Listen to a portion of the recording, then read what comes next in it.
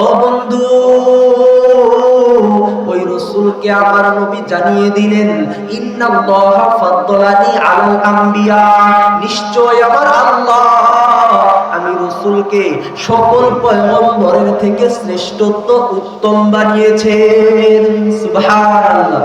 ও গো কামলিওয়ালা তুমি মদিনাওয়ালা, বলো ও গো কামলিওয়ালা তুমি মদিনাওয়ালা, তোমারই জন্যে জগৎ উজাড়া, কামলিওয়ালা তুমি মদিনাওয়ালা, ও গো কামলিওয়ালা, জবান খুলে ও গো কামলিওয়ালা তুমি মদিনাওয়ালা।